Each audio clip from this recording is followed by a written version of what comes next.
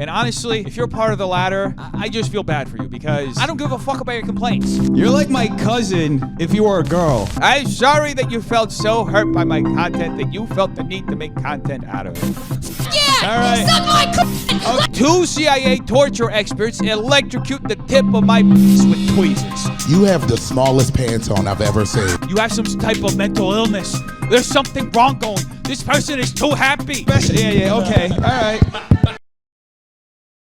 Hey everyone, it's Leo. Have you ever had a YouTube career and you have over 500,000 subscribers and you said to yourself, holy shit, I just want to end that. I want to flush my career away like drugs down the toilet in a Panama airport. Well, here's how you alienate your fans and lose subscribers.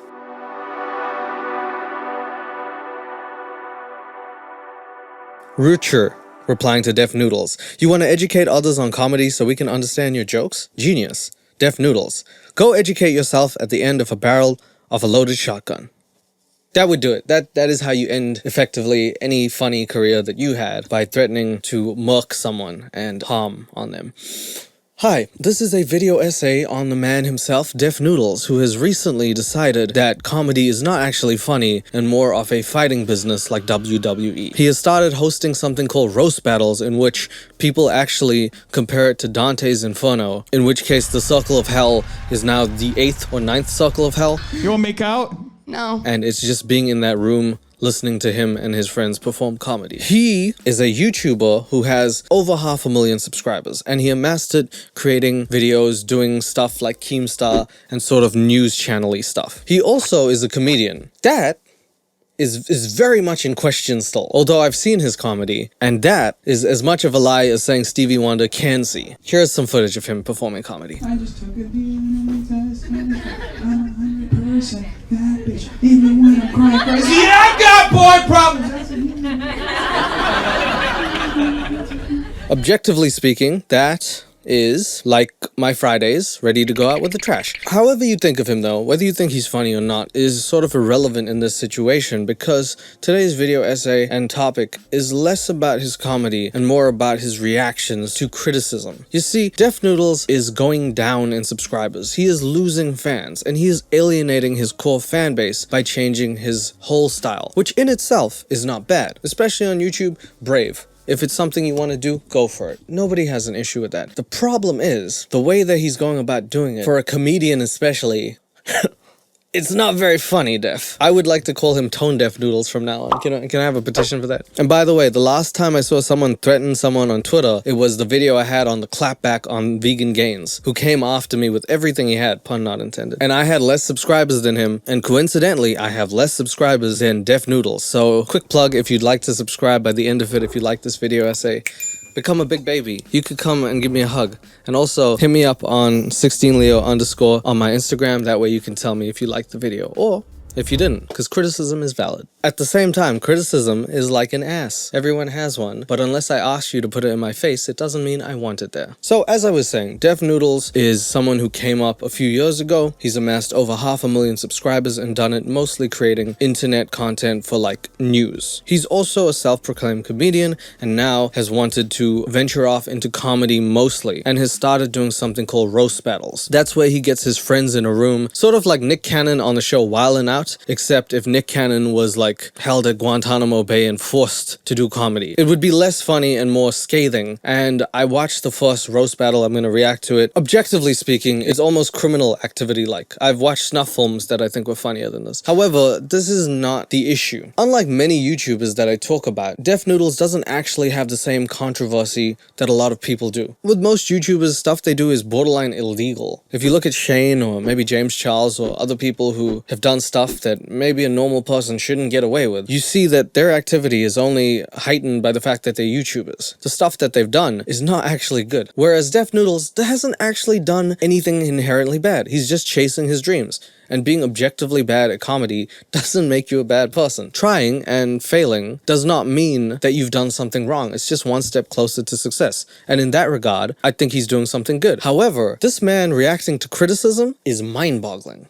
I've never seen someone react worse to criticism in my life than this man. He actually reacted to a video of Critical. How did you expect this man to respond? His name is Critical. Is he not going to be critical of you? And the way that he responded to Critical was literally the most childish thing I've ever seen. His need to fight his own fans and also other YouTubers who are critical of him turns him into a villain. Everyone galvanizes against him and is like, Deaf Noodles, the evil man. And he's went, like I said, from becoming Deaf Noodles to Tone Deaf Noodles. I don't get it.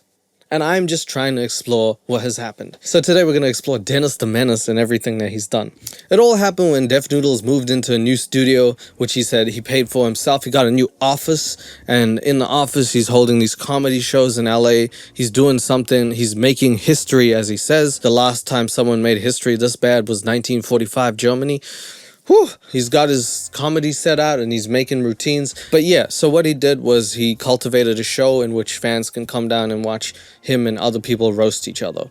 It's an original idea. Nothing's wrong with the fact that you're trying something out. Nobody should really have a problem with that. But of course, Dennis will find a way. And by the way, if you're watching this, my man, I would love it if you want to say something about me. I'm only going to do a clapback video. Last time that went really well, so...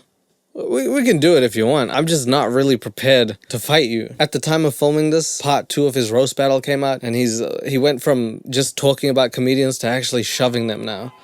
So, I'm good with my words, man. I did tell someone to go educate themselves at the end of the barrel of a loaded shotgun. And honestly, I think people should say that kind of thing more often to each other. Some people need to be told to go to fucking hell where they belong. Yeah, that's my boy, Deaf Noodles. He's one of the most eloquent speakers on the planet. He's got a temper that I don't know where it comes from. And to be on a commentary channel, usually you have to be somewhat affable. And he has removed all of that lately and shown his true colors. You know that Phil Collins song? True colors, that's why I hate you. What the f are you doing to your career again? I also think that Deaf Noodles might suffer from a little bit of egotistical behavior. For as much as he says he isn't, or thinks he might be humble, calling yourself Zaddy Noodles on Twitter unironically, Oh my. is not a good look. That's like me calling myself Sexy Boy Leo. Then people have to say that? Let's be honest. Let's just be comedians. So where do I begin? Besides the fact this man has had no real controversy or people really seem to like him and his channel for a while, it's only recently that stuff has come up. He's been in a lawsuit with my other boy Keemstar for the longest time. Apparently he's suing Keemstar because Keemstar called him, how do I say this on YouTube? A PDF file. And Deaf Noodles did not take kindly to that. It's only funny when you realize that Deaf Noodles actually called someone else the same exact thing and now is defending it in a video called Addressing the Tweets That Got Me Cancelled. And this is before his live show first came on. Let's take a look. Full disclosure, I don't want to keep making videos like this, but I do want to clear the negativity out of my comments because I think that my real followers should not be subjected to the parasocial weirdness that some negative people are currently indulging in my comments. Oh, by the way, drinking game. Take a shot every time this man says the word parasocial in one of these videos. He just loves throwing that word out there. He's talking about parasocial behavior, which, if you don't know, is behavior where one side of the relationship is very, very much more lopsided than the other. Much like many creators and their fans who get too close. And while I acknowledge that is a thing, people just saying comments does not make them parasocial. It just makes them have an opinion, Dennis. Bruh, address why you're calling Papa Guy a PDF file when you're suing Keemstar for doing the same thing. Now, of course, this person is talking about a joke that I made on Twitter saying that Papa Gut looks like a... And then I created a shirt. Yeah, no, I'll take this one. This man called another YouTuber whose name is Papa Gut a PDF file. He just said the man looks like one, which is really, really sad because that man has a face and a body that he's cultivated. Why are you saying that? That's really mean to say to someone just because of how they look. They just wake up and look like that. That's like saying, you look like a junkie, Dennis. And it's like, what did I do? I just have hair that's longer than a normal person. Why are you saying I look like a junkie for having hair? Papa Gut crying on the internet about it on the shirt. Now, I've already discussed this for 6 hours in a Twitter space a few weeks ago. What the fuck were you doing for 6 hours discussing? What? He's sitting there like this. Here's what I did, guys. To reiterate, this is how the story begins. Day 1, my mother conceived me. Day 2, I learned how to walk. Can you own up to your mistake? You called someone a name that you probably shouldn't have. Maybe on the internet, it's not a nice thing to call someone that. Everything on the internet has repercussions. You know this. You've been on the internet long enough. Not a nice thing to say to someone just because of how they look. Is it warranted? Probably not. Don't say it. Keemstar saying it to you doesn't mean it's okay to say that to someone else. Rule of thumb, if Keemstar does it, don't do it. Saying that someone looks like a is not equivalent to accusing someone of being. That is a very, very mental gymnastic logic that you're doing right there. Because it would be the equivalent me going up to a black man and saying, you look like a robber. I'm not accusing you of being one, but you look like one. Can you see, Dennis, how that might not go well with other people? Maybe walking up to a white man and being like, you look like you belong in a certain clan, but I'm not accusing you, but I'm just saying you look like that. Walter over here is going to be very mad at me because he's a nice man. But me saying he looks like a certain thing is not actually nice because you cannot change your appearance unless you're Ollie London. It's not point blank. There is no room for discussion about this. There isn't a single person in the history of humanity who was ever charged or went to jail for simply looking like a. There's actually many people who probably did that, actually, bro. It's called profiling. It's actually one of the worst things in the law system is that you can get profiled by other people for looking like a certain demographic and then going to jail even though you're innocent. Actually, huge problem in society. People don't get charged for looking like. Now, some people may be saying, but you tagged the FBI in a follow-up tweet. Yes. But what the fuck are you talking about? Holy shit. Oh, he did tag the FBI. He literally tagged the FBI in the post. He was like, hey, not only did this guy look like that, FBI, you should check him out. He looks sus. Dennis, it's not looking good for you. If I was your lawyer, I'd jump off a cliff right now. This joke has gone too far. Is this your idea of comedy? Yes. I'm sure the FBI is deeply investigating everyone who looks like a. They have binders worth of people who look like. Okay, stop saying the word. But honestly, this is so off topic. I did not know the FBI has a Twitter. Aren't they supposed to be more secretive than that? Like KFC has a Twitter because they make chicken. The FBI catches criminals. Like, should you really? You sure it's the real FBI? Federal Bureau of Investigation, not female body inspectors? That was a shirt that my uncle once wore. I told him to take that one off. Horrible. As far as putting a picture of Papa Gut crying on a t-shirt, I explained this as well on the Twitter space, but here is the abridged version. I saw a short clip of him crying dramatically on his stream. Okay, you see a man crying. First thing you do, try and say, are you okay? Console him, because a real person with empathy who has cried knows in a moment of you crying that maybe the first thing to do is to back off and be like, hey, I'm sorry, are you feeling okay? Everyone was confused why this grown-ass man was crying on the internet after someone said they looked.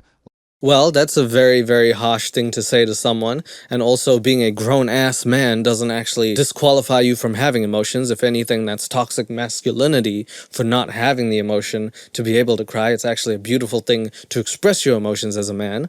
I feel like we're regressing here, Dennis. This is more like a therapy session. We thought it was humorous that anything of the sort would even happen. So I got a screenshot and I put it on a t-shirt. Well, that's not it though. If you capture a man in his moment of weakness and then put it on a t-shirt to either sell it or make fun of someone, that makes you what is the English word for it? A douchebag. A man crying, man. Don't put that on a shirt. What would you like to achieve with this, Dennis? Were you thinking that this was a funny thing that everyone was going to be on your side being like, a man who's crying? It was meant to be a grown man crying on an internet t-shirt. Nothing more, nothing less. I mean, I'd appreciate it if I put my own thing and me crying and actually sold my own merch of me crying being like, he's sad Leo. Then I'm more than happy. Like if people want to see sad Leo on a t-shirt, mint. But if Dennis took my face and then did that, I would get Lawyer Leo to sue his ass. Nah, I'm not from America. I can't do that. No lawsuits. Point is, I just don't understand how you could see a man in pain and try and profit off of it. Later, during the Twitter space, Papa Gut said that he was actually crying because of his wife's essay. Now, as I said, I had no idea. The story gets juicier like a booty every time. What the hell?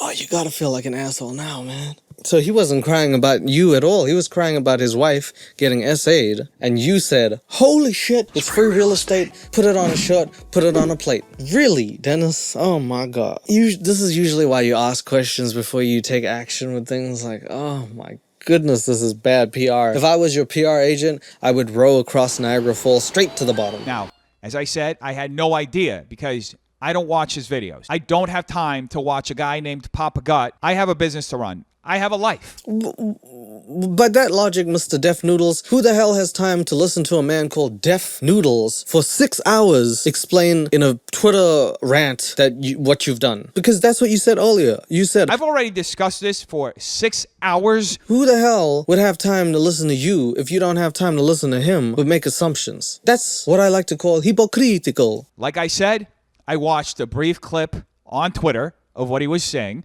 and that was it. Now, people have desperately been trying to draw a parallel between me saying Papa Gut looks like a to what Keemstar did to me. They are two very different things. I am in a lawsuit with Keemstar. However, I have explained this earlier this year in several videos, so I'm going to share with you once again what the difference is. Okay? I said that Papa Gut looks like a Meanwhile, Keemstar straight up accused me of being a This man and his factual basis knows no bounds. For a person who reports on the media, I feel like he does 0 or less than 0 research. He just says things. This man just has a beard and hide behind it and is like, yeah, you suck. You suck. Potential idiot. He's black. He might have done something. Keemstar is like, he's what OG media is. I don't know if I like him or hate him because he is some OG internet and he has not changed. On that same note, I looked at some of the tweets and I'm gonna read them. Here's some of the stuff Deaf Noodles actually said. Actual photo of Papa Gut's car. Here's another tweet. Nobody's slandering you, big puss. Saying you look like a doesn't mean you're an actual I can say you look like an extinguisher. It doesn't mean you're an actual fire extinguisher. Jeez, these low IQ morons want to comment on stuff without even understanding language. Then he said, don't cry to mommy YouTube, you looking F. I believe that is a form of cyberbullying and shouldn't be on the internet because no matter how old you are, no matter how old your victim is, you should not be saying stuff like that to people. This is really, really slanderous and horrible, and nobody wants to hear that. Is this comedy for you? He also is in a weird beef with another YouTuber called Optimus. For whatever reason. For some reason. I don't know what Optimus has ever done to this man, but clearly he does not seem to like him. Pull up Optimus to the roast battle. I will pay for your ticket and stay in Los Angeles if you're from out of state. If you can't make the date, let me know another date. We're doing roast battles every 2 weeks, so I'm sure we can squeeze you in. Don't be a bitch. Too long, don't read. This motherfucker talks a lot of shit on the internet but can't back it up in real life, so he posts a 3-minute video coping. Any YouTuber with over 250,000 followers who actually has balls, I'll pay for your flight to LA and hotel to do the roast battle on August 19th. Pull up or shut up. I have over 250,000 followers, but the problem is they might watch your videos, so you might have to pay me way more money. Which I don't think I want to do that. I don't mind coming to LA, but I just don't think that I'd want to do a roast battle. I don't ever roast anyone. I'm a nice human. Okay, I'm not. But I don't think that this is the right way to do things. I don't think I've ever had a roast battle where I'm like, shut up, bitch! Pull up or shut up. This is more like a gangster freestyle. If you want to rap battle me, oh, please go ahead. Out-sing me or out-rap me. I implore you to try. But with a roast battle, I don't think you have to threaten people to being in one. You promoting things is very, very cringy. How haters think I react to them, how I actually react to them. If you have to tell the haters how you react to them, you're not actually doing it right. Said there were victims and implied that I was threatening them in order to silence them. I don't know what else people want from me in this situation. You can keep regurgitating these talking points all you want, but at the end of the day, I'm done talking about it. It's over. If you don't like it, that's a you problem. This man is talking to me like I'm his younger brother and I stole his goddamn weed or something, and he's like, if you don't like it, that's a you problem. Bro, you literally said go educate yourself at the end of the barrel of a loaded shotgun to someone on Twitter. But you're the victim? I did in fact say that. However, what I didn't say was that I was any sort of victim. I may be on the left, but I don't subscribe to victim mentality. I think there are actual victims out there, but I am definitely not one of them. I have been blessed with opportunities that through a lot of hard work have guided me to the level of success that I currently have after years of failing at everything. So no, I'm not a victim. And yes, I did tell someone to go educate themselves at the end of the barrel of a loaded shotgun. And honestly, I think people should say that kind of thing more often to each other. Some people need to be told to go to fucking hell where they belong. That is honestly very shocking to hear. It's one of the most shocking things. Like, I actually had a visceral, I was like, oh, that hurt my heart. Like, it was such a mean comment, because all the person was saying is, can you, like, you're educating us on comedy? That's weird. It was just a comment, and he took it to the next level, and I've seen him try and defend it, saying it was just a joke. You can't say that. If the joke teeters on actual criminal activity, you probably shouldn't say it. And I know what you're saying, you know, grow a pair. I've grown a pair. I've grown many pairs. I'm sponsored by Manscaped. They grow pairs for me at this point. But I still think you need to be sensitive and privy to other people's feelings, because someone has clearly hurt yours to the point you've had such a visceral reaction that you've done it to someone else. And I think you need to think about these things before you say them. Twitter's a tough space, man, but don't have them Twitter fingers. Put the phone down. Think about what you're gonna say, because these things get caught up and they're gonna be held against you forever. I don't think it was a smart thing to say, Mr. Noodles. What is going on in your noodle? Please tell me. Always be your authentic self, Dennis, because the true ones that get it will get it, and those that don't get it will never get it. So fuck them. We still love you. And I love my actual followers who have stuck with me this whole time. I love them and I appreciate them. All the kind, supportive messages that they send me. They may not be as vocal as the parasocial weirdos trying to hijack the channel with negativity. Nobody's trying to hijack your channel. Do you think you're that important that people are trying to hijack your channel? They're like, who should we get this time? Oh, Def Noodles. Definitely Noodles is the person that we should go after. Nobody's actually trying to do that. It's because you react so badly and so horribly to criticism. The internet is sort of like this weird, maybe bugs-like creature that if it senses danger or fear, and if you respond negatively to it, it feeds it right back at you. If you took criticism nicely, then maybe people would be like, man, this dude knows how to handle that. I can't front on him. But every time something little happens, you're in Twitter replying to people who shouldn't matter because you've amassed such a huge fan base. You shouldn't have those comments matter. Dennis, there are videos that should have 0 dislikes. Here, let me give you an example, Dennis. Somewhere over the rainbow, one of the greatest songs ever, 336,000 people were like, this guy, he can't even fit on a rainbow. 336,000 people don't want to be near a rainbow. They want to be somewhere deep down in the ground. Everybody, for some reason on the internet, and just humanity, not everyone is like. Unfortunately, we live in this climate, Dennis, but we have to be the bigger people. And you're literally tall, so you are literally the bigger person. Can you just not act like a little bitch? I'm sorry, I take it back. But I hear from them throughout the day, and it tells me that I'm doing the right thing. Go watch something else if you don't like it. Anyway, I want to thank again my actual followers, the people who fuck me. And people who what? People who fuck you. All right, well, those got to be your real fans, man. I don't give a fuck about you. I don't make content for you. I make content for my actual followers. Now go bother someone else. Come bother me, guys. I'm 16leo. Come to my channel. Have a seat. Crash Bandicoot is big. He's a big boy. Sometimes I put him on my head. Sometimes he falls off. It just happens. My channel's random. I look like a brown emo from 2006. Come on, just join me. So at this point, Def Noodles goes from addressing his criticisms on Twitter to now addressing directly the fans who've turned against him. And I will say, lots of the fans, instead of turning against him, have offered constructive criticism. But this man is so against constructive criticism of any kind, in fact, that he refuses to listen to it. And I'm not saying that you have to listen to constructive criticism, but you don't have to react in the explosive way that this man reacts, because he is like Mount Ruapehu, the way that he might erupt. That's a New Zealand joke for anyone out there. Welcome, folks. Hope you're all doing amazing today. There are only a couple of tickets left for the roast. Make sure you get them before they're gone. This roast will be the first show that we're doing in this comedy club that I just built. It'll feature some of the best comics in Los Angeles, so make sure you get the tickets to the roast before they're completely gone. But it won't feature some of the best comics in Los Angeles. It'll feature some of the people who consider themselves funny in Los Angeles, which is just a greater region of Los Angeles in itself. I mean, I lived there. I met an Uber driver who tried to out-funny me. It was awkward when I got to my destination. I don't know what to say. Anyway, you know what? The least of Dennis's problems is the comedy club. It's the way that he reacts to people. You want to be here because it's history in the making. God damn it. What is he like? Every time he does that, he's like trying to like lull me into some like buying a ticket. If he had a pocket watch, I'd be very scared of this man. You want to buy a ticket. You're getting sleepy. Don't fall asleep on my couch or I might perform comedy on you. Dennis. I'm not gonna buy a ticket. If you made it free, I might think about not coming. Why are you lecturing people still watch you on trolls? Your comment section has been people trying to help you. I don't know what you're doing. Yep, that's a great comment by a great person.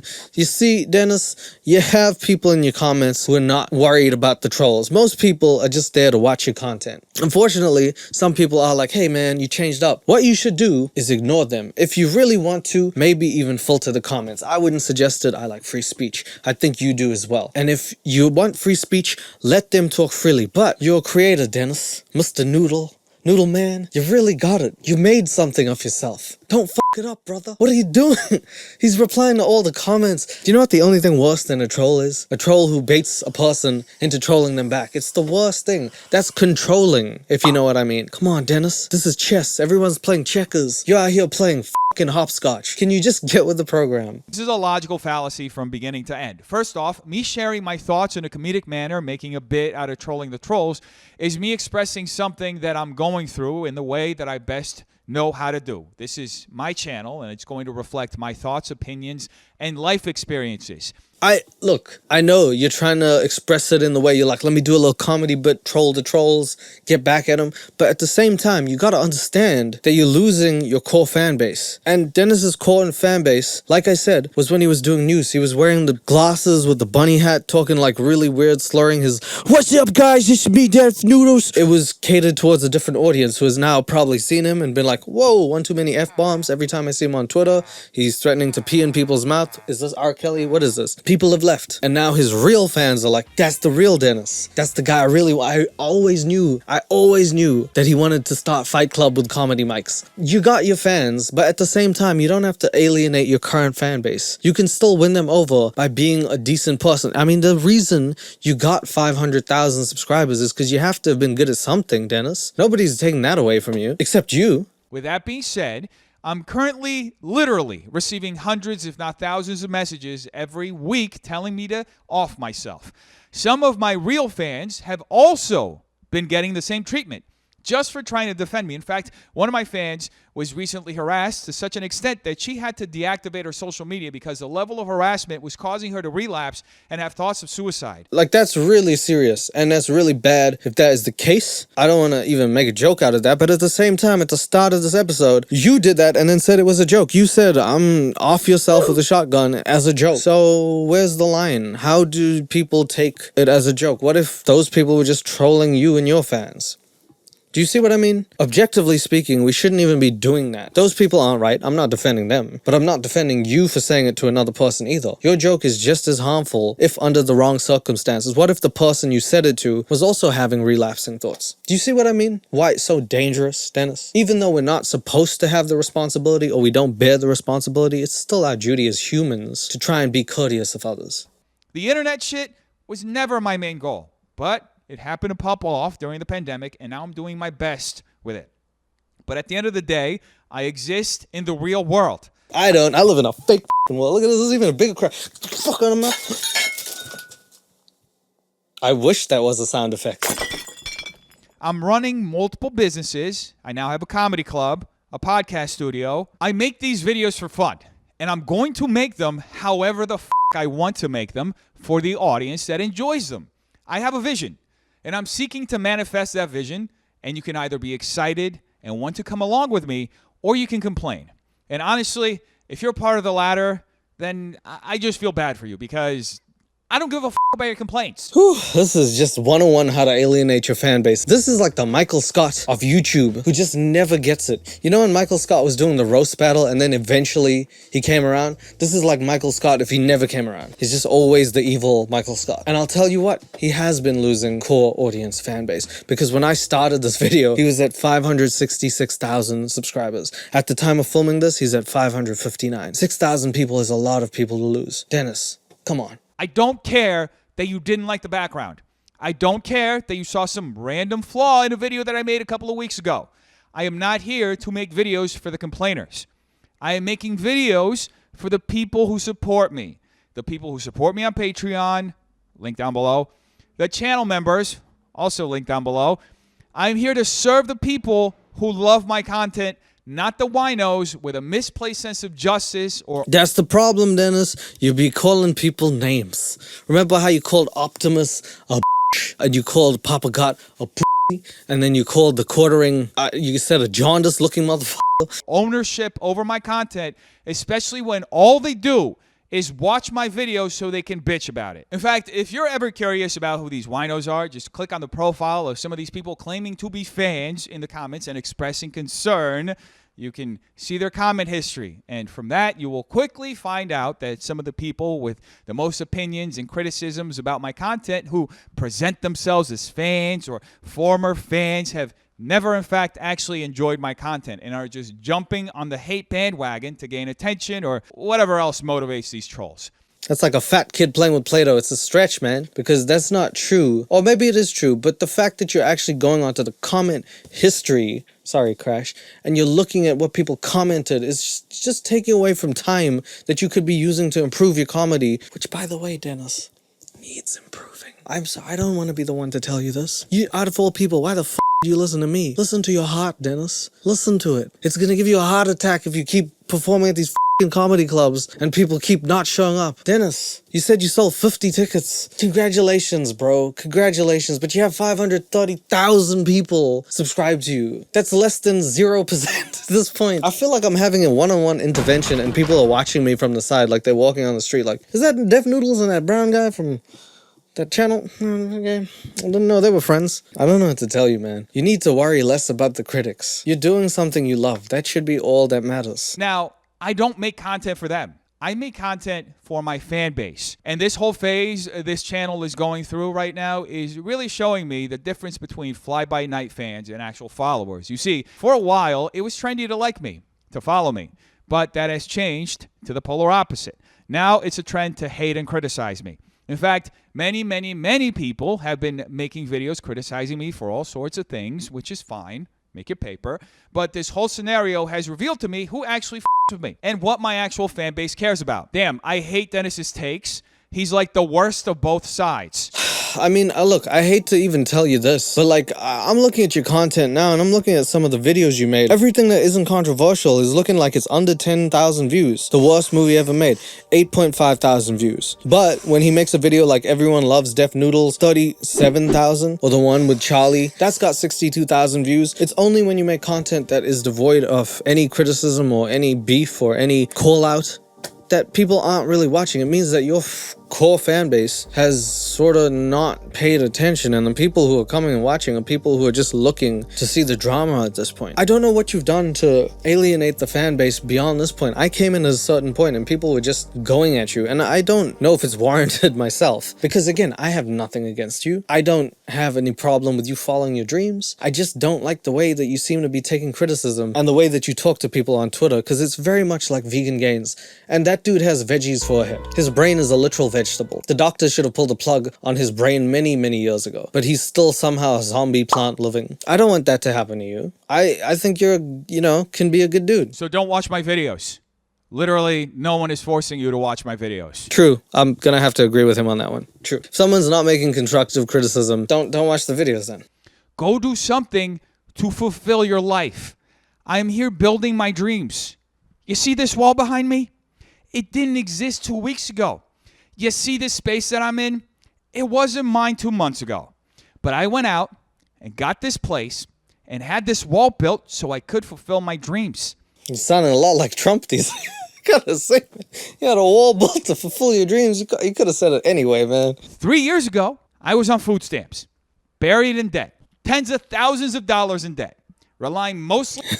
He developed an interest in movies at a young age due to his father's prominent role as a Warner Brothers executive. That's on the trivia page. I don't know if that's actually real, but if he was on food stamps, either your dad sucks ass or you're lying. I don't know which one it is. Also, not to marginalize your plight, hey, I understand the struggle. I'm not really here to talk about me today, but most of the people know on this channel, if you know me, you somewhat know that I had a tough upbringing. I don't really talk about it, but it doesn't make me want to say bad things to people. It doesn't make me want to say that I'm going to pee in someone's mouth or try and fight them on Twitter just because I had a rough upbringing. Doesn't justify it. Oh, he's got noodle brain. Relying mostly on favors to get by. And somehow, through a lot of hard work, I made it here. Genuine question, why does anyone still watch Def anymore? This is a hilariously paradoxical comment. This person gave me engagement by clicking on my video and leaving a comment asking why people watch me. Clearly, I provide some kind of value to the audience that is left. People aren't only watching, they're also supporting my content financially. I'm very grateful for that. It's so incredibly telling that people automatically assume that just because it's trendy to hate on someone for whatever reasons that people want to drum up, that all of a sudden the value of my content is completely stripped. The value is still here. It will always be here. So then someone leaves a comment saying that why do people actually still watch him? And he goes on another rant, which is somewhat justified until he says this. Whether people are happy or unhappy with me right now, I'm going to keep making content. And it will keep getting incrementally better, just as it's been happening in the past 2 years. And not only, there is no other creator on this platform who is as prolific as I am with the level of production value that I deliver with my content. How can you argue with that? It's a man standing in front of a brick wall when the camera is shaking. I don't even know if he's got a tripod that is held up by bamboo sticks or something, because the thing's nodding every time he says anything. I've seen his other videos. He had a green background that he used to green screen, and his production value was glasses and those kitten ears. I'm not saying that you're not the best creator on the platform. God forbid I'd say that. But, you know, Markiplier exists, and Critical exists, and PewDiePie exists, and like 100 other people exists, and like then another 1,000 people, and then there's us. You and me. You wanna hold hands? No? Okay. A little bit of the ego, Dennis. A little bit too much ego. You need to take that ego. Like J. Cole said, kill my ego. Now I'm snapping like I'm 09. You just gotta throw it away, baby. I'm not saying that you don't make the best content in your head. You should feel like you make the best content. You should feel like super proud of your content. Great. But you also have to realize, holy man, this platform has a zillion people on it. Mark Rober still exists. It's not the best. I know this because I've worked with multiple creators and brands behind the scenes. One of my many jobs before YouTube was creating content for YouTubers. Some of the creators that I helped currently have over 10 million subscribers. It's a lot of really successful people, so I know what the fuck I'm talking about. Name drop them. Or if you don't name drop them, better question. Why didn't you do it for yourself? Can I mic drop? Mic drop. I'm not saying that you didn't do it. I'm just saying you had multiple creators that you got diamond plaques, but you're still with me on 500,000, me on 500,000. Dude, if we fused our content together, we could get a gold plaque. It could say Def Leo 16 Noodles. Come on, bro. I want a gold plaque. Just do it. I'm much more than what you see online. And no matter how parasocial you may see your relationship with me, we don't know each other. I'm not here to be your dad. Maybe you're zaddy, but I'm not here to baby you. He always has that little egotistical, like, I'm hot, I'm zaddy. If you have to call yourself zaddy unironically, it's not too good. If you make jokes about it constantly, it's not too good. I'm not saying that you do make jokes about it constantly, but Dennis is going to go on to show many shirtless pictures of himself because he really loves shirtless pictures. And while that's all well and good, I'm going to attempt to explain why I think it's a little more egotistical than it should be. I'm an entertainer. Thirst trapping won't save your views. Ha ha ha ha. Ah, here it is. This person is reacting to a community post I made, which I also made across my other social media pages. Nice. Hide your grandmas. I'm on my way to get my AARP card. Nice. Good. It's a funny caption. He's just being funny, guys. Let's hear what he has to say. Now, how is a community post, which gets shown to less than a tenth of my audience, supposed to save my channel views? That's true. The logic in the comment sucks. But why'd you post it? I have been taking my shirt off more often, and I just feel more confident in myself, so been wanting to share it. This is my social media. I can post whatever the fuck I want. You don't like it, go look for someone else who doesn't post their abs or whatever. I mean, you never even see it. I don't think you ever seen even my legs. I don't even know if you think I have legs. I'm just a floating torso. Anyway, like I said, hey, you want to post your shirtless body? Great. It is your channel. However, I do want to make the distinction that Def Noodles has an Instagram for only Def Noodles where he posts media-related content. Then he has his personal Def Noodles account where he posts his shirtless pictures. Great. You managed to distinguish that. But you did post that on your channel for your community posts on YouTube. That's kind of weird in the sense that you're not promoting anything. I'm just saying it's a little egotistical because you already posted it on your Instagram. Why are you posting it to your community post as well? Just say it. You like people thirsting over you. Just say it, bro.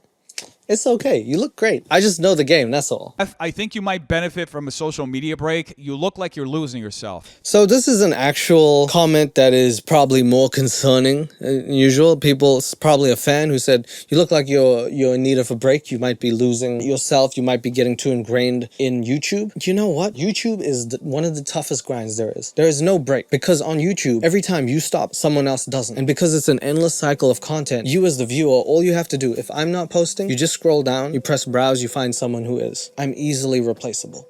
Just as anyone else is. It's the toughest grind. And people know this. The thing is that sometimes people who love you are concerned about you. Content fans who really like the things that you do are like, okay, we see that our boy is hurting. We want him to just take a little break, come back when he's a little better headspace. A little better in the mind. A little less noodle head. His noodles are too thick. He needs a thin noodle. But this guy is not. Clearly gone off the deep end. And this is what he had to say. This is the kind of parasocial behavior that's actually harmful. 3. This person is projecting some really weird shit onto me. I don't think the person's projecting though. Because the person isn't in need of help. The person is just saying you might need to benefit from a little break. Just a little break. I don't think you can throw it back at them and be like, you need a break. Motherfucker, I seen you comment on all my posts saying, Dennis, you look so good. Dennis, put a shirt on. Dennis, why you keep talking about my grandma, Dennis? You want to date my grandma? Well, she's dead, Dennis. You like necrophilia, Dennis? Do you happen to know what the fine for necrophilia? That's weird, Dennis. I do too. You want to go on a date? First off, I'm doing just fine. I'm literally the happiest I've ever been in my entire life. I just finished building my dreams. You see this behind me? I had this built. This didn't exist 2 weeks ago, not even 2 months ago. I had this built. This is the first time in 2 years that I have a healthy sleep schedule. I'm going to bed around 10 p.m. and waking up at 5:30 every morning so I can exercise. I absolutely love this. I'm getting to collaborate with a bunch of funny people every single day. But it's almost like the minute you start exuding this confident, positive, and happy energy, people online immediately start saying, you have some type of mental illness. There's something wrong going. This person is too happy. They're too happy. I mean, I haven't seen you smile once. I gotta be honest, for the happiest person in the world, you certainly seem not as happy. And I will say, full disclosure, Def Noodles did come out in a video and say that he didn't want to do the news stuff and that he was always sad doing it. He didn't ever like doing the news, which on one hand is good that he's doing the stuff that he likes, but on the other hand, it's kind of sad that he kept doing it for so long knowing that he didn't like it because he should have done what he liked, but also it was probably making him enough money to not like it but still do it because it was netting him the income that he wanted. So you gotta weigh out that, because as I keep saying, the Jay-Z quote goes, don't get famous as someone you're not, because it would be exhausting doing it as someone that you aren't. You gotta be who you are. That way it's easier if you get big and if you get popular, you don't have to exert too much energy or pretend to be someone that you're not. Now, I'm very open about doing therapy. I talk about it all the time on my podcast. I've been doing therapy for the last 2 years. In fact, I've done multiple kinds of therapy. God damn, what the fuck? Okay, congratulations for going to therapy. 2 years. Just a couple of months ago, I did hypnotherapy. And it was the coolest shit I've ever done. It was truly amazing.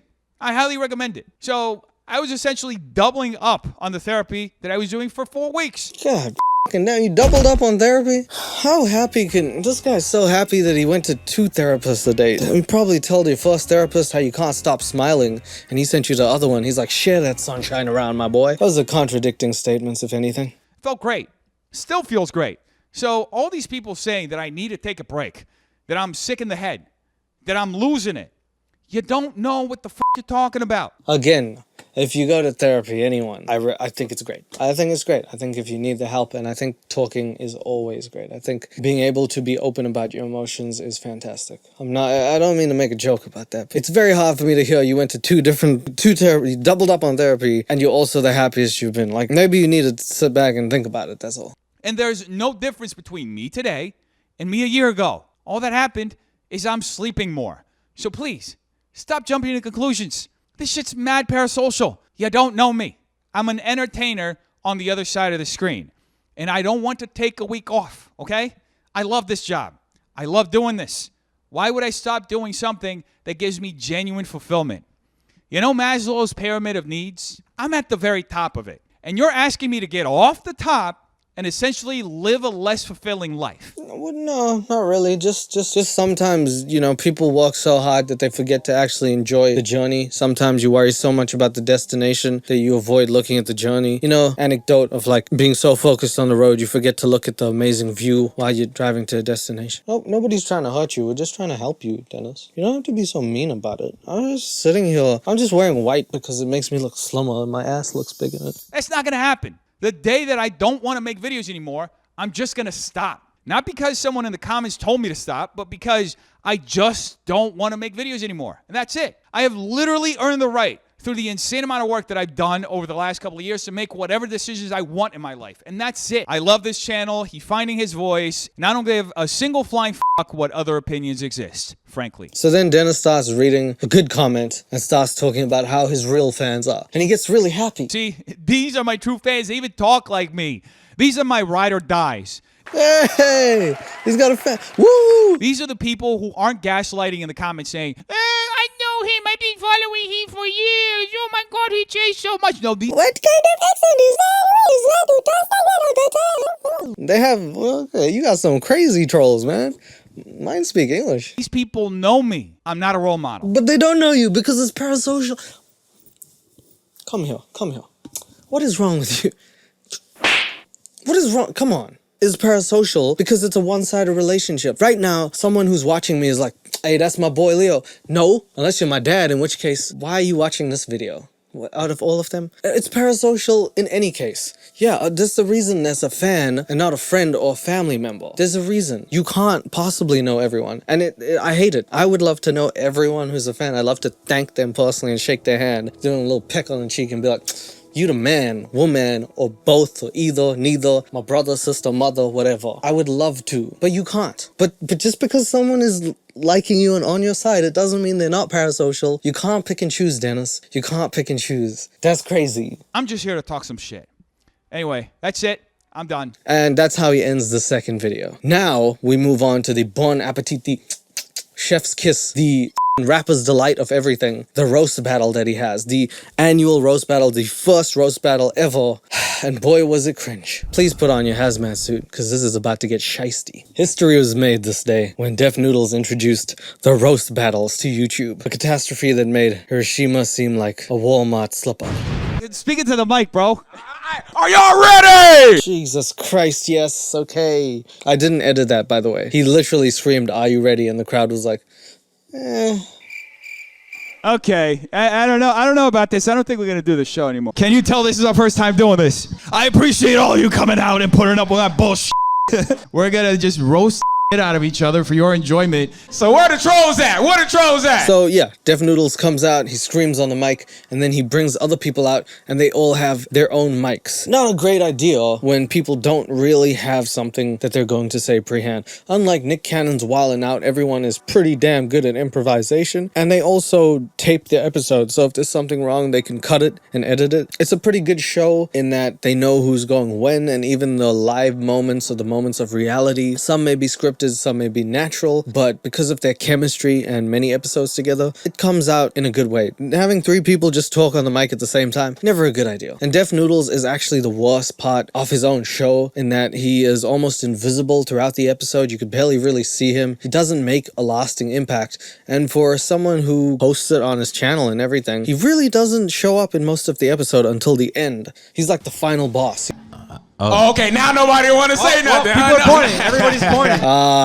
This guy. I think his name's Steven. I don't know what his name is, but he been laughing. Oh my god. It's like an automatic thing. How y'all doing? My name's Steven. Everybody's pointing. A couple of trolls. Yeah, hold on, I'm trying to see who look like they profile picture on YouTube. Hold on. That's what I mean. Everybody is just fully talking over each other. You got a white guy who literally almost doesn't know how to use the mic, and then the two other dudes who are just literally having their own conversations at full volume, so nobody can really hear or focus on one another. Everybody's pointing. Okay, What is it, man? What is so funny? Can you let me in on the joke? He just goes up on stage and he's like, that's my time. Thank you. See you guys later. I'm hungover. I went hard yesterday. You hungover? Raise your hand if you left a comment and like and subscribe today. The titties was nice though. I'm gonna give the titties a 10, honestly. What the fuck is going on? What is the show? Raise your hand if you subscribed and commented. But the titties was nice, man. I mean, titties was nice. This man is talking about the chat that's going on beside them. Someone in the chat did the old calculator trick where you put the damn brackets, then a little full stop, a period, and if you're in America, then the closed bracket and another one. You make 2 boops. He did the calculator trick. And this guy literally said, titties was nice though. Those electronic titties, nice. It's the nicest computer titties I ever seen. Hell yeah, your girl always make you watch some shit. I have watched Breaking Bad 2 times, right? He should not even have the mic. He should just be in the crowd with the mic on. I'm afraid that someone gave him laughing gas before the show and he's like, I need help. My family's dying. Oh, poor Steven. Give it up for yourself for just being in this inaugural bullshit that we got going on. Draw names out of this box, and then they're gonna come out and they're gonna battle it, okay? And then towards the end, one of them's gonna go up against me. Okay, so that's how the premise of the show is. Def Noodles has a box full of names of people who work with him or comedians, or I'm not sure who they are in relation to him, but they definitely come back for this part 2, so they must be in it for the long haul, and they battle each other by doing a couple roasts. I think, Def Noodles, if I were to give you some criticism, better camera, better editing, way more sound effects, music, more liveliness, and the things that you really should work on, better comedians, better jokes. Tails. Oh, I didn't even ask who's... But I just met this motherfucker, but he's the only person I've seen with a cankle on his neck. Oh. I don't know why you're wearing fucking, I don't know why you're wearing shoes to relax, bro. What are you relaxing from? You haven't moved in days. You have the smallest pants on I've ever seen. You don't talk about my weight. Look how tubby you are. I can see everything going on. All right, never mind. Sorry, it's a long one. So the first thing they do is they have a beef between 2 fat people, which is ironic. It would be like a bald comedian saying that another bald comedian is a cue ball. I just don't know how you could do that, but they continue to make fat jokes at each other. It's called a cock buddy. You'd see it if you didn't have that tummy there. All right. Oh. That would have worked if half of you weren't fat as f***. He then throws it to the audience and says, you know what? Not only is Corey fat, but the audience is fat. In fact, there's only 4 people. They only multiply because of how fat they are. I made that last part up, but Ernesto is just going for everyone in the crowd right now. Yo, He ain't got no pussy in a long time. It's been a while for him. I feel like you lost the audience right now. You wanna try to win them back? I don't think I did. Def Noodles, how could he lose the audience? Ernesto thinks they're so fat that they can't even leave his sight. Anyway, I guess we're back to square one about the fat jokes. Okay, my boy Hunter, dude. So that was the first battle. Don't really know who won. I think Ernesto just lost in general. The second battle is between an Asian man and a tallish guy who's bald. I find this one the funniest, not because of anything other than the Asian man belongs in a movie. He belongs in some stoner comedy, and I really need him to just be in it. He's got the funniest voice I've heard, and I think he's the best thing of the show.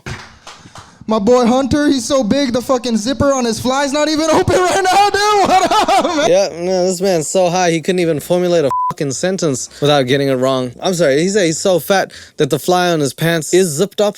That's beautiful, man. God, dude, because I want to look at yours next, bro. What's up? I don't know. He sounds vaguely like someone from a Cheech and Chong movie, even though he looks Asian. I'm having a hard time not loving this man. Because I want to look at yours next, bro. What's up? I don't know if he smoked a doobie or just saw one. You look like the purple McDonald's mascot if he was a human.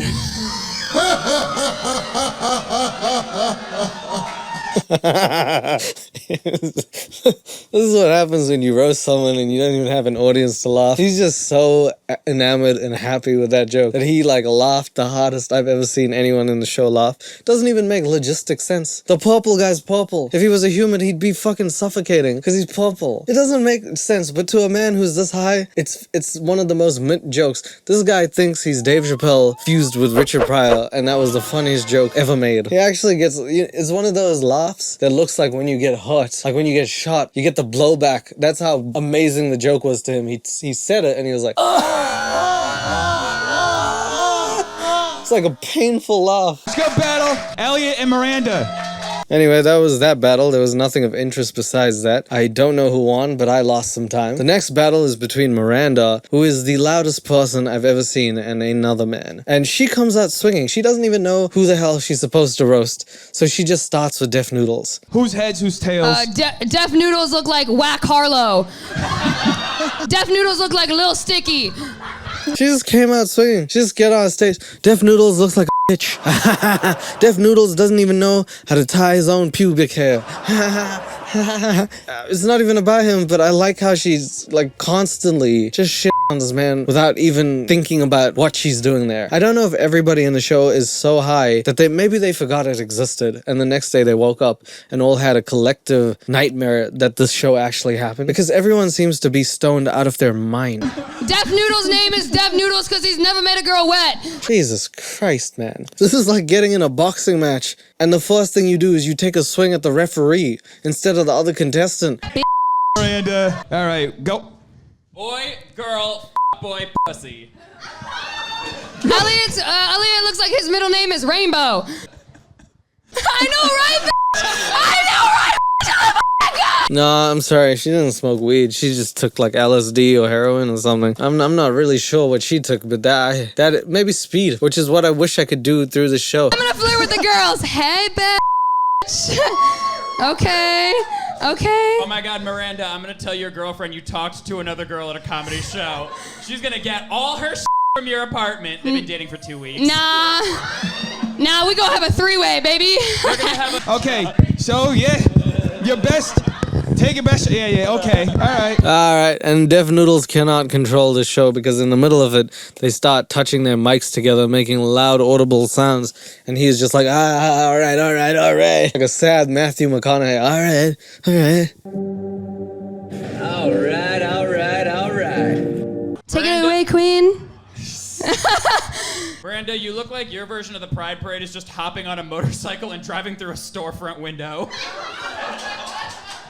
You look like your version of the Pride Parade is yelling at everyone. No! Miranda, I believe, tells Elliot, who is also gay, that she thinks his version of Gay Pride Month is him saying the F word, the word that I can't say, and it gets Deaf Noodles almost insta-banned from Twitch.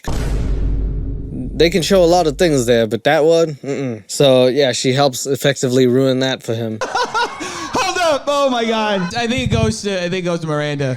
Yeah! All right. Suck my Okay, Let's Miranda. rage! Let's fucking run it up! Miranda would do so well in like 1992 when everyone was raging and being grungy. Oh my God. She's like a screamo person. Yeah! All right. Suck my Okay, Let's Miranda. rage! Let's fucking run it up! Through and through. If Slipknot had an extra space, Miranda could be like next to Corey. That was crazy, ain't it? Hell yeah, white people love dogs. After the third battle, I think Miranda wins. The two hosts come on, and the two hosts, the one that and robot computer titties, they come on and they go back and they start talking about things that are very arbitrary. Cats, man, I know that shit is tough. I dated a girl that had 3 cats. Oh my gosh. Anytime she offering me anything, you want something to eat? Cat fur and a spaghetti. Want something to drink? Cat fur in the water. Hey, the pussy was fire though. Huh? The pussy be fire, but that's different. And then they obviously take a moment to collectively agree that the pussy was fire. Even when you're a comedian, you have to flex that, huh? But the pussy was good, huh? Yes, Mr. Robot Titties. Yes, it was. And that was real. That's the difference. Who was your favorite in the battle? Yeah, Laughing Gas saved the day there because they actually have the audacity to ask the audience who has been bamboozled into thinking this is a show who their favorite was, and none of them could pick an answer because why would they? This show makes waterboarding look fun, like a social activity. Cool. Banned on Twitch. Oh. At this point in the show, my boy Deaf Noodles comes out to inform the audience that they've been banned on Twitch, and he's okay with it. He's like, yeah, you know what? We're rock stars. We're gonna truck on and have this first show go wild. He didn't let it get his spirits down, and he keeps going. It's part of the process. It's the inaugural show. It's allowed to have hitches. Maybe not this many. We're gonna bring out Corey, Miranda, and Hunter. Hunter looks like Uncle Fester. I don't know. Miranda looks like Hermione became the manager of a Hot Topic. Shakori wearing a champion shirt because he won the hot dog eating contest. And you look like that thumb guy from Spy Kids. Hell yeah. Right, so this is like, you know, the final round is the three comedians roast each other. It's awkward enough that they can't even face each other. Usually on Wild 'N Out, you face the opponent. But these people like a presentation that's like slightly passive-aggressive, are all standing within like a few feet from each other, looking at each other like, Corey's fat, and Thumb Man, he's an idiot. But this is my presentation. I'm sorry, I'm really awkward in these situations. Def Noodles told me to roast the black guy. And last time I did that, I got in trouble. Second I saw you, I thought fucking Big Smoke was gonna come around the corner and tell me I gotta strap up. God damn, what the f was that? That was needless. All right. I thought Big Smoke was coming. I was like, I have a number 45, 2 number 5, a number 9 large, extra dip, 2 fucking dick. Y'all. All right, Miranda. Yeah, so at this point, Hunter even leaves. He's like, F it, I know I'm gonna leave. I'm gonna get canceled for that shit. Sorry, Big Smoke and Hermione. So he's done. Corey has no idea what to say, and it leaves Miranda as the default winner. More like defunct winner.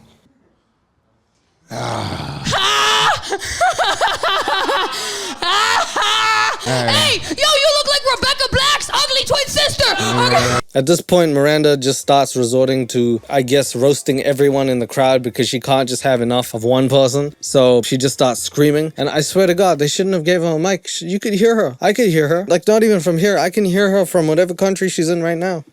All right, Miranda's pussy is hairy. All right, let's stop beating around that bush. All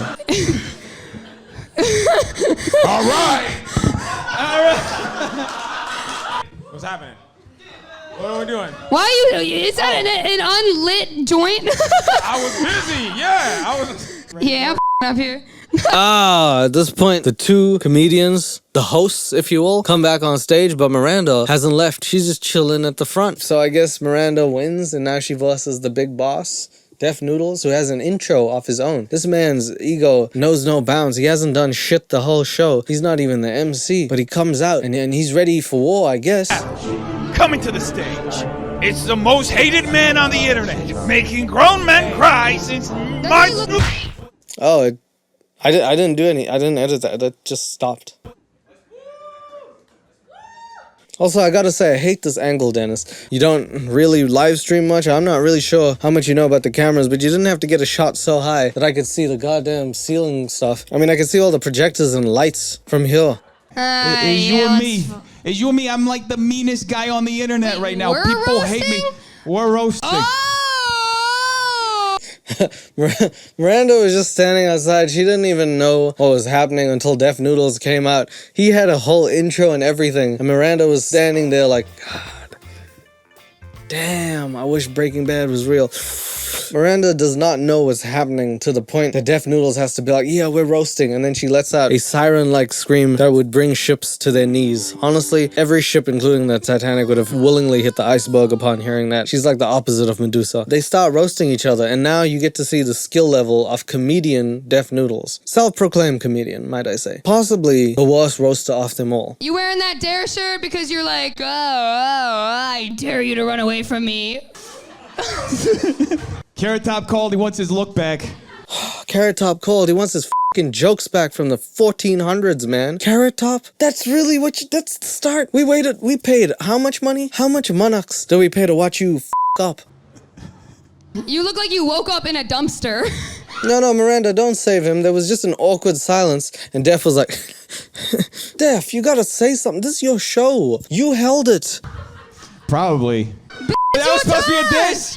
Yeah, I'm waiting for something. Oh my God. Bro, you don't wait for something. This is a diss battle. You don't have to fucking wait. Just go. Just do it. Miranda, could you please turn off the volume control that what you have? I wish you had a fucking mute button. Please give me something to walk off of. I'm looking at your teeth because I just can't. It reminds me, you ever see that movie Ed with the horse with the big teeth?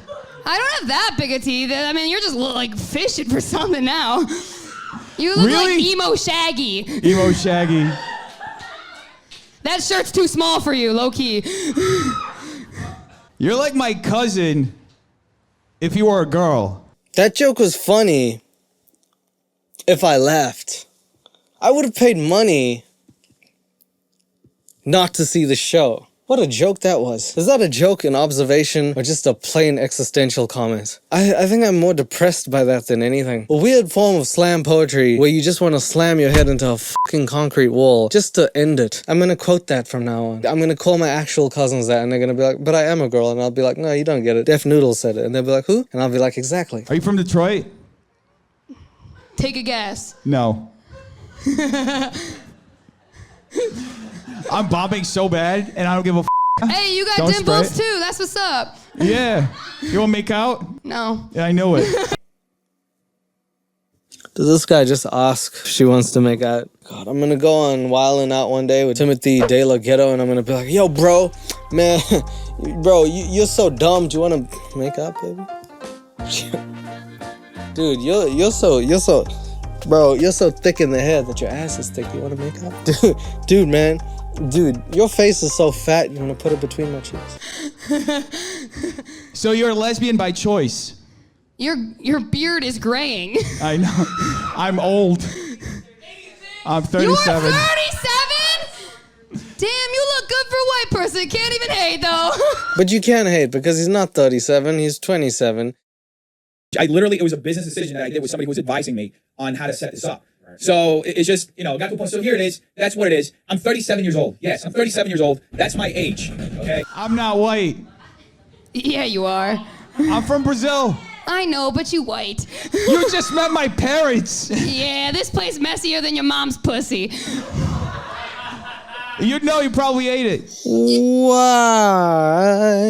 Oh my god, I never thought I'd hear Def Noodles play about a joke about his mom's. I hope she doesn't watch the show, that's all I can say. Yeah, she came, baby!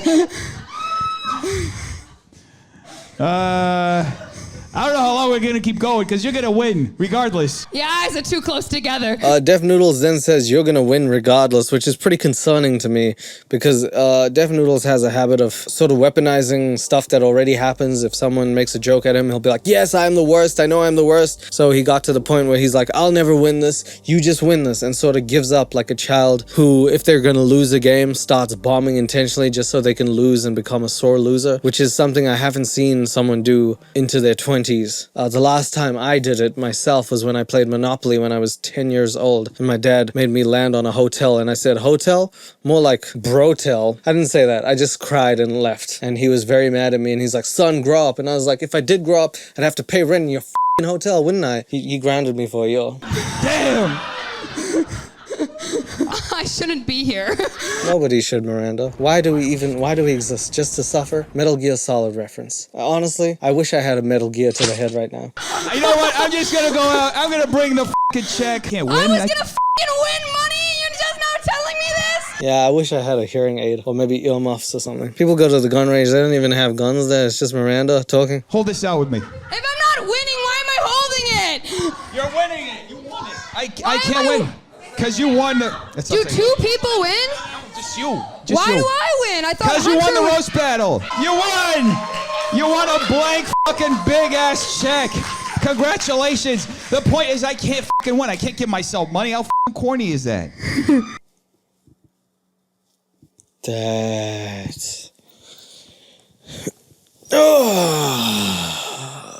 That's depressing. This feels like the biggest cop-out since Samurai Cop. He literally said he couldn't win. Why did you wait all the way till the end just to give us a show in which you knew you were gonna lose? This is like a WWE match where you know the outcome. Oh, The Undertaker wins again, huh? Why am I watching this shit then? So, did he bomb on purpose? Was this part of his major plan? Or did he actually try and then realize that he couldn't do it and got that blank check? Really disappointing. That check rolled tighter than my pussy. All right.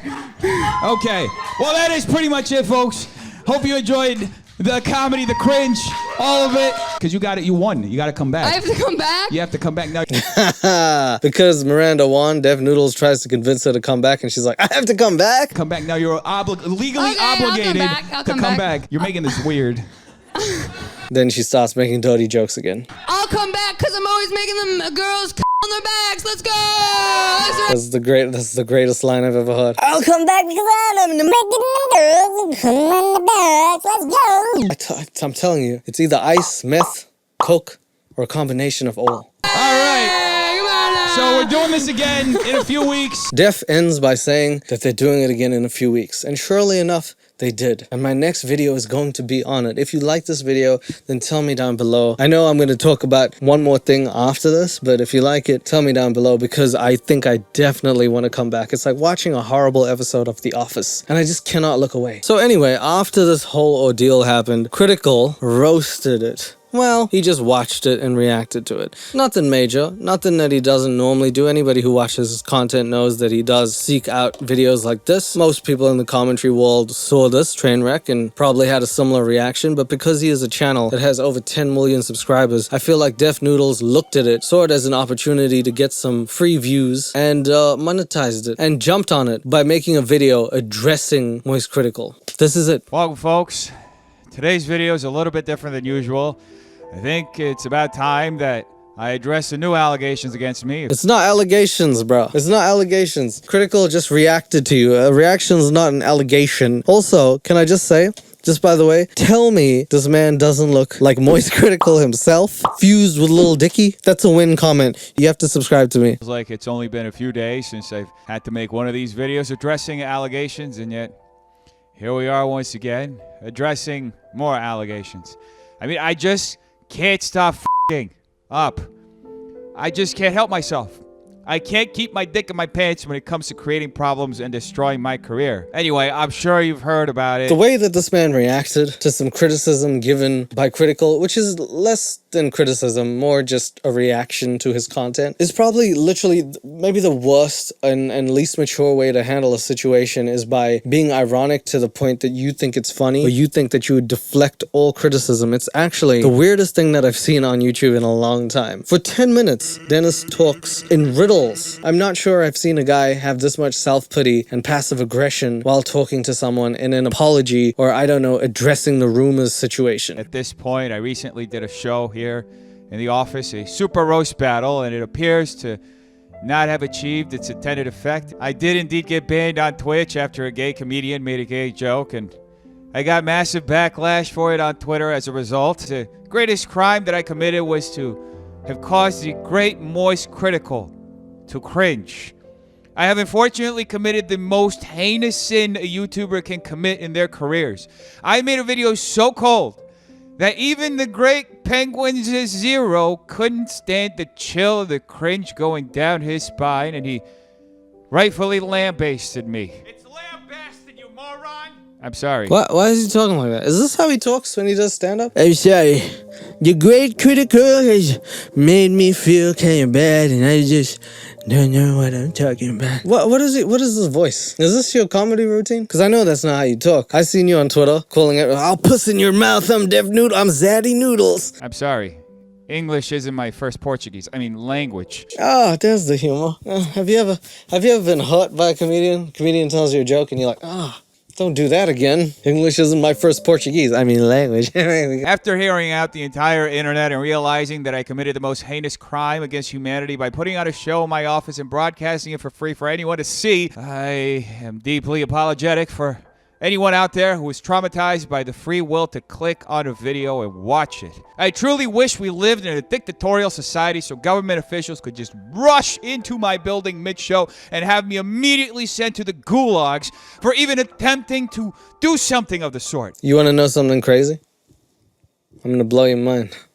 This is not him making this up on the spot. Would it kill you to know that he wrote this? Well, if you look in his hand, you'll find a prompter. And also, if you look at any of his other videos, he says that he writes them down. He took the time to write this to Critical, to do this as a response video. Every single word was planned. He pre-planned it. Nay, that punishment is not enough. Being waterboarded while Baby Shark plays on loop at max volume in the background and 2 CIA torture experts electrocute the tip of my penis with tweezers. This is not good, man. This is a really bad response video. I wish he didn't respond in tone. He is so affected by criticism that he has to shield himself by either coming after people who have no platform to actually speak back or someone who's so big that he can only make ironic responses to. It's just not a healthy form of being constructive with yourself. It's more destructive than constructive, if you get what I mean. mean, Mr. Noodles, Mr. Dennis Noodles. Critical has no problem with you. He said it in a video. Like, I don't have a problem with you. But I can almost guarantee if you're watching this, which you probably wouldn't have got up to this point, you must be like, this guy hates me. But I don't. I'm just trying to make sure you realize what's happening with your career. And if you want that to happen, then so be it.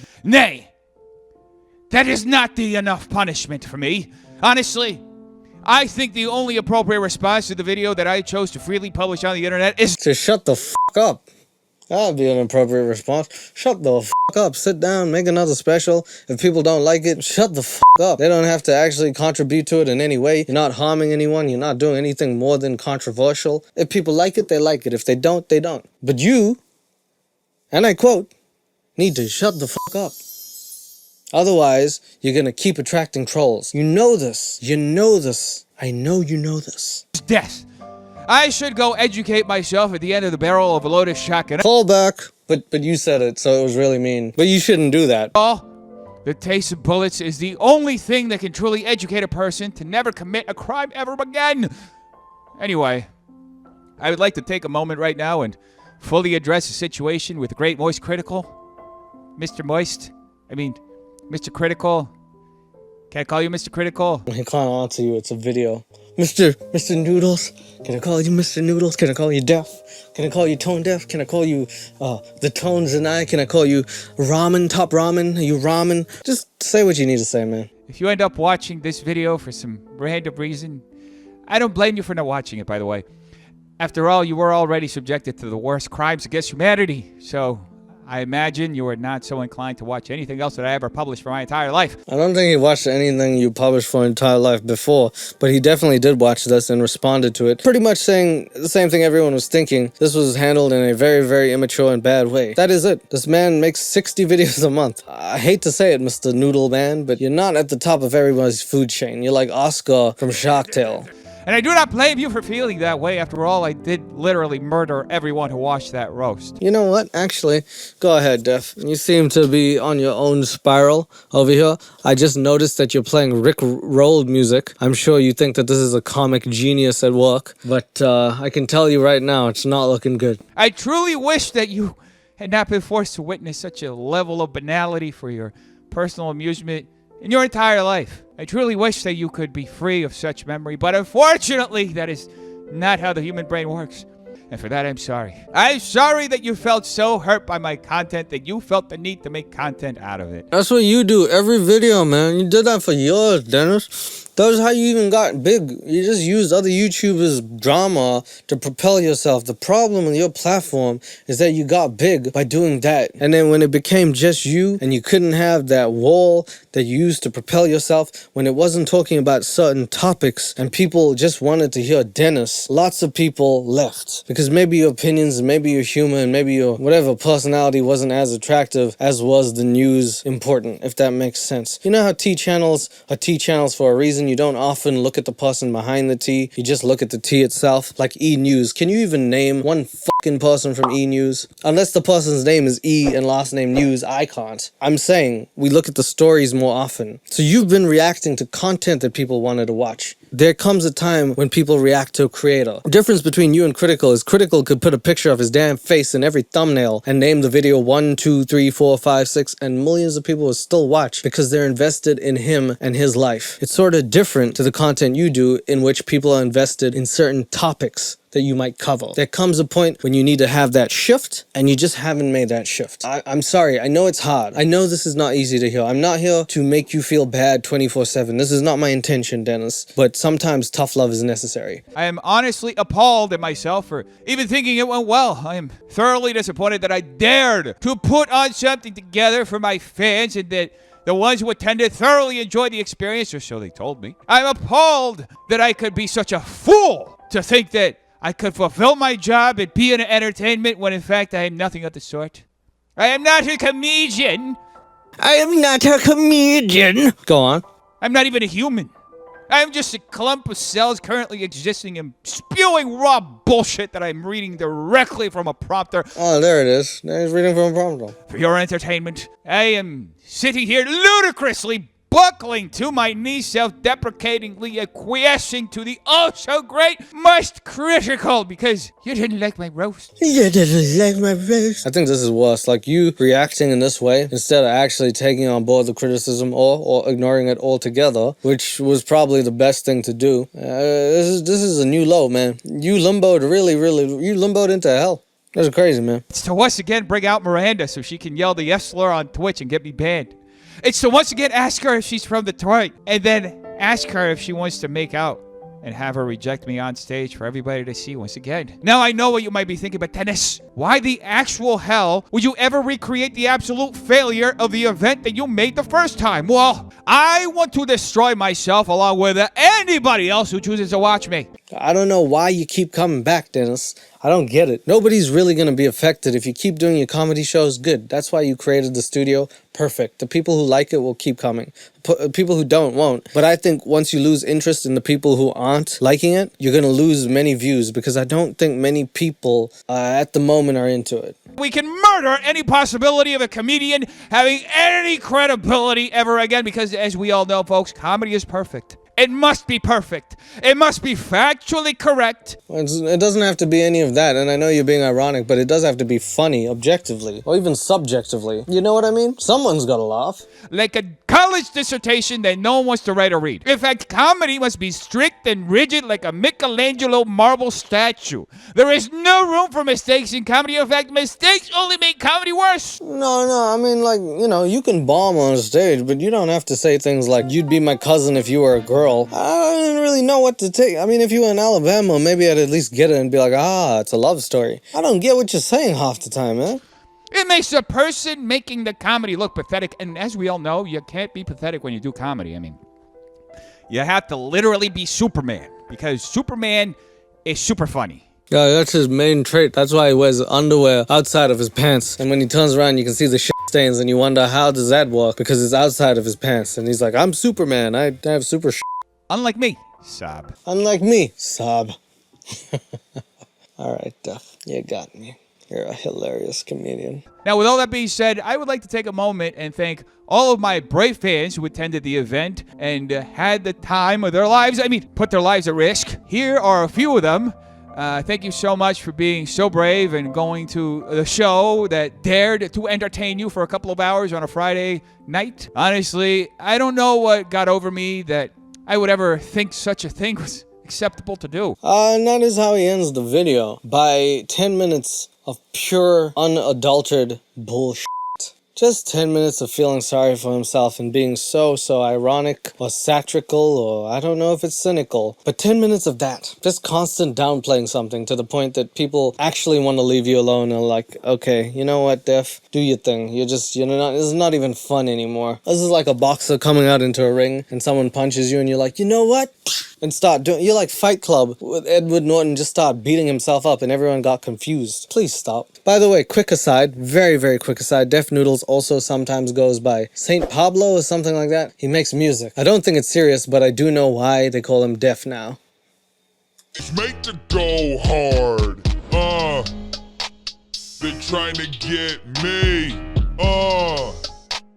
They're trying to get me. Point is, stick to comedy. Somehow you're better at that. Anyway, Def Noodles, in conclusion, is a self-proclaimed comedian and YouTuber who has taken a turn in his career. And while taking a turn is a risky and sometimes rewarding move, and sometimes it doesn't reward you and you do lose some audience and fan base, you definitely can keep the others. See PewDiePie. He used to make gaming content and actually had a shift. He told his audience that some of them may not like it and they're welcome to leave. But the people who did like it loved it, and he was able to make content that kept him happy. Dennis, I think you're doing the same thing. You're shifting from something you don't like to something you do like, and that's commendable, genuinely. Good for you. But at the same time, the thing that PewDiePie didn't do was comment on every person who hated on him and make it a personal issue. He didn't take criticism to heart, and he knew that on the internet, people unfortunately sometimes have skewed and molded opinions that won't actually be nice. Not everyone's trying to be constructive. And unfortunately, you responding to non-constructive criticism makes you destructive. And that is what is happening to your career. That is why you are losing subscribers and alienating your core fan base. I've been 16leo and I have a toothpick in my mouth. I wish this shit was over, but as of today, I just looked on the internet and saw roast battle number 2, and it turns out this man pushed another comedian. GG, Deaf Noodles. GG. I guess I'll be back soon with the next one. Thank you for watching. Love you all. Appreciate you. Subscribe if you want. And I'm going to bed. Good night. Bye-bye. Love you.